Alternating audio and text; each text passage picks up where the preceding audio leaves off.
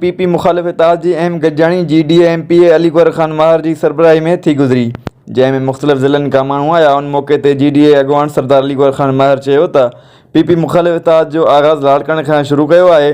सिंधी क़ौम खे जाॻणो पवंदो, डिक्टेटरशिप ख़ात्मो आणणु चाहियूं था। हुन चयो त हर माण्हू शऊर याफ़्ता थी वियो आहे।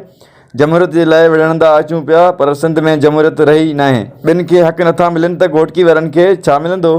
अॼु मुख़्तलिफ़ शख़्सियतूं आयूं आहिनि। गॾिजाणी में भली मोट मिली आहे। लाड़काणे को तो स्टार्ट किया था लाड़काणे ॾिठो त सॼी सभिनि ज़िलनि जी नुमाइंदगी हुई।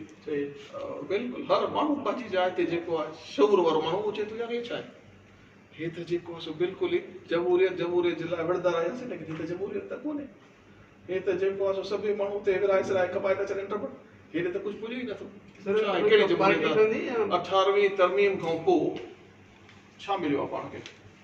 मुफ़ाक़त वठी आयासीं। इहो रोनो त अॻु में बि हुयो त यकीन हलंदो त जेको हिकु सभु कुझु थिए थो अलॻि पार्टी ठहण वञे पई या सभु गॾिजी PTI में न इनिशियल स्टेज आहे, अॻे हली करे PTI GDA जो वॾो हाणे हिसाब आहे, हिसाब वॾो त हिकिड़ो थींदो, पर अॻे हली करे सभु कुझु पॉसिबल नओं नालो बि थी वञे, सभु पॉसिबल अॻे हली करे अञा कब्ज़ वक़्तु आई आहे त छा आहे। बाक़ी फ़िलहाल त हर को पंहिंजनि पार्टियुनि में बीठो आहे, और लोकल डिस्ट्रिक्ट में हर माण्हू चाहे थो त भाई सां गॾिजूं सिंध जे धरती जे मुफ़ाद में सभु माण्हू गॾिजी वञो जेके बि ग्रुप में, जंहिंमें जेको जहिड़ी पार्टी में बीठो आहे, पर सिंध जी जिते ॻाल्हि अचे थी उते गॾिजी करे सपोर्ट कंदो। उन मिसाल तव्हां बि चओ था धरती जी ॻाल्हि हक़ जी ॻाल्हि आहे, घोटकी वारा सभु निकिरी पवंदा बसि ॻाल्हाइनि छा था, त ॻाल्हाइनि त इहो था त घोटकी गैस ॾियो, पाणी जो वाहन खे बहितर कयो। ठीकु आहे, असां तव्हां घोटकी वारा, मां पहिरियों असेंबली में चयो मां तव्हां सां गॾु आहियां। जे अगरि सिंध जो हक़ नथा ॾियनि पाणी जो हिसो, त असां तव्हां सां गॾु अमली तरीक़े सां जेको असां कमु कयो अञा सिंध में कंहिं कोन कयो। मेज़बान मोहतरमा जी मां तव्हां शायदि, पर तव्हां छा कयो? तव्हां ॿुधायो त लाइनिंग कई अथव, कुझु तव्हां इरिगेशन में छा बहितरी आंदी आहे? 3 ॾींहं अॻु वाहन खुलण खां खाटी कंदा हो, जेकी बलापा हाणे करे वरी बसि सिर्फ़ु बिल वठंदा हो।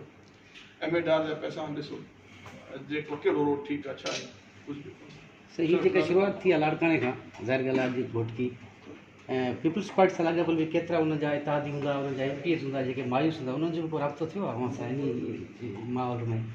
अलाह कंदो, तव्हांखे हे इत्तेहाद मायूस न कंदो, तव्हांजी तवक़ो को वधीक तव्हांखे रिज़ल्ट्स मिलंदा।